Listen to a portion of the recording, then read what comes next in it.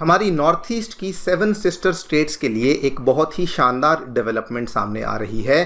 अब फाइनली हमारी जो 7 सिस्टर स्टेट्स हैं उनको समुंदर का एक्सेस मिलने वाला है और वो बे ऑफ बंगाल के साथ अब फाइनली कनेक्ट होने वाली हैं। आप लोग यहाँ पे देख सकते हैं, आज से 2 दिन पहले खबर सामने आई कि इंडिया बांग्लादेश के बीच में जो मैत्री सेतु जो ब्रिज बन रहा था वो फाइनली आज से 2 महीने के बाद सितंबर के महीने में ऑपरेशनलाइज होने वाला है। यहाँ पर आप देख सकते हैं और यहाँ पर भी देख सकते हैं, खबर जो है कल ही सामने आई है, फाइनेंशियल एक्सप्रेस की ये खबर है। India Bangladesh bridge Maitri Setu to open for public from the month of September. और ये अपने आप में एक मेजर डेवलपमेंट बन जाती है बिकॉज दोस्तों पिछले लगभग 3 साल से लगातार इस ब्रिज पे बहुत तेज़ी से काम चल रहा था, लेकिन कुछ अड़चनों की वजह से ये वाला जो ब्रिज है ये इनॉग्रेट नहीं हो पा रहा था। अब फाइनली ये वाला जो ब्रिज है इसको पब्लिक के लिए ओपन किया जाने वाला है। ये वाला ब्रिज एग्जैक्टली कहाँ बनने वाला है? एक छोटी सी नदी है फेनी रिवर, जो कि बेसिकली एक ट्रांस बाउंड्री रिवर है बिटवीन इंडिया एंड बांग्लादेश। इस फेनी रिवर के ऊपर ये एक छोटा सा 2 किलोमीटर से भी कम का ब्रिज है जो कि बनने वाला है, लेकिन इस ब्रिज के जो इम्प्लीकेशंस होने वाले हैं, जो इसके हमें एडवांटेजेस होने वाले हैं, ये एक्चुअल में बहुत ही बड़े बड़े एडवांटेजेस हमें यहाँ पे देखने को मिलेंगे। फॉर एग्जांपल अगर मैं आपसे बात करूँ, इस ब्रिज को कहा जा रहा है कि इसी के माध्यम से हमारा जो गेटवे टू नॉर्थ ईस्ट है ये यहाँ पर ओपन हो जाएगा। सबसे पहले तो इससे हमारी जो नॉर्थ ईस्टर्न इंडिया की स्टेट्स हैं, ये सारी की सारी जो 7 सिस्टर स्टेट्स हैं, इनको सबसे बड़ा फ़ायदा मिलने वाला है। अभी तक क्या था कि ये वाली जो स्टेट्स थी, इनको लेकर अगर हमें कोई पोर्ट तक जाना पड़ता था तो यहाँ वाली स्टेट्स को जाना पड़ता था ये सिलीगुड़ी कॉरिडोर से होते हुए कलकत्ता के पोर्ट तक, और ये इनके लिए बहुत नज़दीक था। लेकिन दोस्तों अब ये ब्रिज बनने के बाद ये वाली जो नॉर्थ ईस्टर्न स्टेट्स हैं इनको डायरेक्टली एक्सेस मिल जाएगा बांग्लादेश का जो चाटोग्राम पोर्ट है, जो कि मात्र 80 किलोमीटर की दूरी पर है। एंड नंबर 2, अगर किसी को नॉर्थ ईस्टर्न स्टेट्स तक पहुंचना है, नॉर्थ ईस्टर्न स्टेट्स तक व्यापार करना है, तो पहले क्या होता था?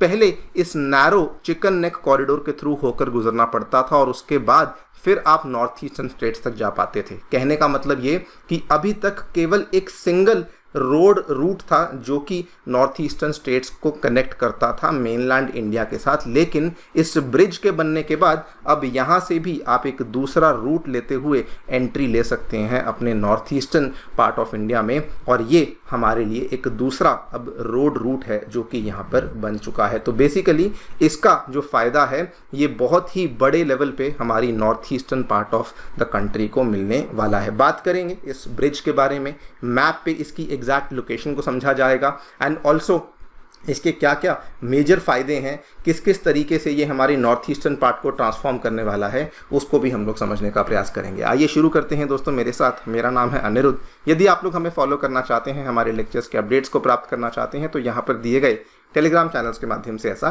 कर सकते हैं। नाउ बिफोर वी अंडरस्टैंड कि एग्जैक्टली जो ब्रिज है वो कहाँ बना है, सबसे पहले हमें फेनी रिवर के बारे में जानना बहुत ज़रूरी है, इसकी लोकेशन के बारे में जानना बहुत ज़रूरी है।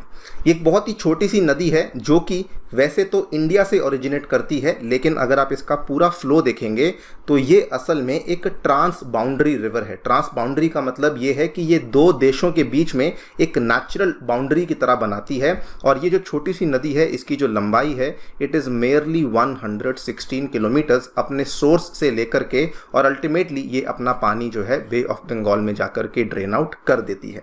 यहाँ पर अगर आप इसको गूगल पे जाके सर्च करते हैं तो आपको फेनी रिवर कुछ इस तरीके से नज़र आएगा, लेकिन यहाँ से हमें फेनी रिवर का जो फ्लो है वो समझ नहीं आता। उसको समझने के लिए ये वाले मैप को आप लोग रेफ़र कर सकते हैं। हमारे त्रिपुरा में एक छोटा सा टाउन है जिसका नाम है सबरूम। यहाँ से सबरूम से ये जो आप नीले रंग की रेखा देख पा रहे हैं, यहाँ से ये वाली नदी ओरिजिनेट करती है और ये along the India Bangladesh boundary ये यहाँ पे फ्लो करती रहती है, और फ्लो करते कराते इस तरीके से जाकर के ये बे ऑफ बंगाल में बेसिकली ड्रेन आउट कर देती है। इस रिवर की अगर आप ट्रिब्यूटरीज जानना चाहते हैं तो वो भी मैंने यहाँ पे मेंशन किया है, आप इस वीडियो को पॉज करके इन ट्रिब्यूटरीज को भी नोट डाउन कर सकते हैं। लेकिन इसी ब्रिज के ऊपर अब दोस्तों दोनों सरकारों ने मिलकर के आज से कई साल पहले फैसला किया था कि अगर हम लोग इस फेनी रिवर के ऊपर एक छोटा सा ब्रिज बना देते हैं तो उससे फ़ायदा ये होगा कि हमारा जो त्रिपुरा का स्टेट है, नॉर्थ ईस्ट इंडिया का जो त्रिपुरा का स्टेट है, वो डायरेक्टली बांग्लादेश के साथ यहाँ पर बेसिकली लिंक हो सकता है। और इसी ब्रिज को कहा गया है the Maitri Setu bridge. Bridge छोटा सा है, 1.9 किलोमीटर लंबा ये ब्रिज है, और ये भारत में त्रिपुरा में सबरूम को जोड़ता है। बांग्लादेश में अगेन एक छोटा सा टाउन है जिसका नाम है रामगढ़, और ये प्रपोजल भारत का ही था। आज से कई साल पहले भारत ने इस प्रस्ताव को सामने रखा था, और भारत ने ये भी कहा था कि बनाने का भी जो खर्चा और जो इसमें टोटल मैनेजमेंट आएगी वो सारा का सारा हम लोग यहाँ पे करने को तैयार हैं। इसमें भारत की ही एक जानी मानी कंपनी है national highways and infrastructure development corporation limited, जो कि हमारी रोड ट्रांसपोर्ट मिनिस्ट्री के तहत आती है, वही इस पूरे ब्रिज को बनाने का जिम्मा इसके द्वारा लिया गया है। इसी के चलते आज से 3 साल पहले आप लोग देख सकते हैं मोदी जी के द्वारा इस ब्रिज का जो इनॉग्रेशन है ये किया गया था, एंड आज फाइनली हम लोग देख रहे हैं कि ये वाला ब्रिज फाइनली पब्लिक के लिए आज से 2 महीने के बाद ओपन होने वाला है। कहा यह भी जा रहा है कि सितंबर के बाद उसके अगले ही महीने ये जो गुड्स की मूवमेंट है वो भी इस ब्रिज के थ्रू ओपन हो जाएगी, and once that is done उसके बाद आप इस ब्रिज के थ्रू कार्गो का फ्लो भी बड़े ही स्मूथ यहाँ पे हमें देखने को मिलने वाला है। नाउ सवाल ये आता है कि इसका बेसिकली हमें क्या फ़ायदा होने वाला है। देखिए, फ़ायदे की बात करें, मैंने आपको शुरुआत में ही बताया कि ये वाला जो ब्रिज अगर त्रिपुरा इस ब्रिज से कनेक्ट हो जाता है तो त्रिपुरा को सबसे पहले तो एक्सेस मिल जाएगा बांग्लादेश के चिटागोंग पोर्ट का। आज की घड़ी में त्रिपुरा को जो एक्सेस, अगर उसको पोर्ट का एक्सेस चाहिए तो त्रिपुरा की राजधानी अगरतला से यहाँ पूरा घूमते हुए सिलीगुड़ी कॉरिडोर से जाते हुए कोलकाता के हल्दिया पोर्ट तक जाने में 1600 किलोमीटर लगते हैं। लेकिन अगर ये वाला ब्रिज यहाँ पे बन जाता है तो त्रिपुरा से जो चाटोग्राम पोर्ट है ये मात्र 80 किलोमीटर की दूरी पर रह जाएगा। तो आप लोग खुद अंदाज़ा लगा सकते हैं कि इसका कितना ज़्यादा फ़ायदा हमारी नॉर्थ ईस्टर्न स्टेट्स को इन जनरल और त्रिपुरा को पर्टिकुलरली देखने को मिलने वाला है। सारा का सारा जो कार्गो मूवमेंट है वो यहीं पर अब हमें शिफ्ट होता हुआ देखने को मिल जाएगा।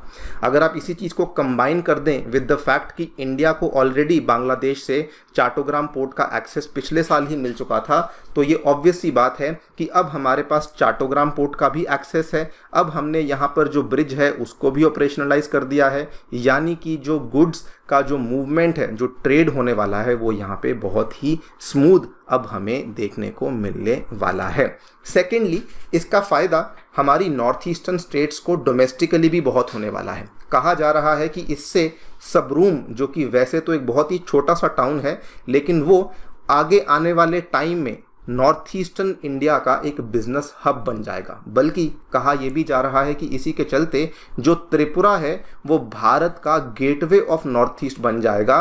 एंड यहाँ पे आज से कुछ साल पहले एक स्पेशल इकोनॉमिक जोन था, उसको प्लान किया गया था, जो कि वैसे भी ऑपरेशनल हो चुका है। लेकिन वंस यहाँ से जो ट्रेड है ये शुरू हो जाता है तो वो वाला जो SEZ है उसको और एक्सपैंड किया जा सकता है, एंड ओवरऑल जो सबरूम का टाउन है ये और भी बड़ा जो ट्रेड का हब है वो नॉर्थ ईस्ट इंडिया के लिए बन सकता है। नंबर 3, ये वाला रास्ता अगर यहाँ पर वो ऑब्वियसली ऑपरेशनलाइज तो होने ही वाला है।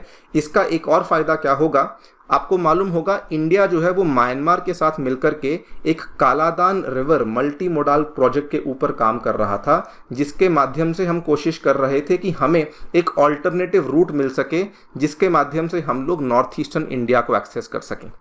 लेकिन उसमें कई सारी अड़चने आ रही हैं, primarily because of the Myanmar में जो सरकार है वो वहाँ पे बहुत स्टेबल नहीं है। मिलिट्री जुंटा का वहाँ पर फिलहाल राज चल रहा है, जिसकी वजह से काफ़ी प्रॉब्लम्स आ रही हैं।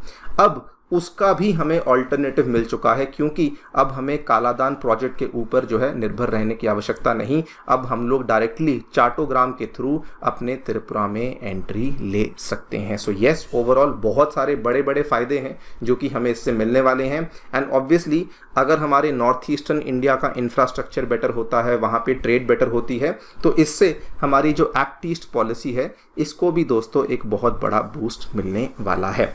अब केवल एक ही चीज़ बाकी रह चुकी है, सेंट्रल गवर्नमेंट ने अपना काम कर दिया है, उन्होंने यहाँ पे ब्रिज बना के दे दिया है। अब रिस्पॉन्सिबिलिटी आ जाती है त्रिपुरा गवर्नमेंट पे कि वो भी इस ब्रिज के अराउंड जो दूसरा इंफ्रास्ट्रक्चर है उसको डेवलप करें, सो दैट इस ब्रिज का जो मैक्सिमम पोटेंशियल है उसको यहाँ पे त्रिपुरा के लोगों के लिए यूटिलाइज करने में सरकार कामयाब हो सके। बाकी दोस्तों देखते हैं क्या होता है। आप लोग क्या सोचते हैं डेफिनेटली बताएं हमें कमेंट सेक्शन में। जाने से पहले बताना चाहूँगा कि अनअकैडमी के लर्नर्स के द्वारा 2023 के एग्जामिनेशन में शानदार परफॉर्मेंस करके दिखाया गया है। टॉप 10 में 4 लर्नर्स एंड पूरी लिस्ट में 300 से भी अधिक लर्नर्स अनअकैडमी के साथ जुड़ करके अपनी तैयारी कर रहे थे। आप भी हमारे साथ जुड़ के अपनी तैयारी को शुरू कर सकते हैं। हमारे सेंटर्स नई दिल्ली करोलबाग, नई दिल्ली मुखर्जी नगर और उत्तर प्रदेश के प्रयागराज में आ चुके हैं। सभी सेंटर्स में दोस्तों जीएस कोर्सेज के साथ साथ CSAT, essay writing, current affairs coverage, educator interaction, 1:1 mentorship और टेस्ट सीरीज सभी चीज़ें अवेलेबल करवाई जाती हैं। कोई भी डाउट है आप लोग सेंटर्स को विजिट कर सकते हैं या फिर नीचे दिए गए फ़ोन नंबर्स पर आप लोग फ़ोन भी कर सकते हैं। Thank you so much for listening. Stay tuned and stay safe.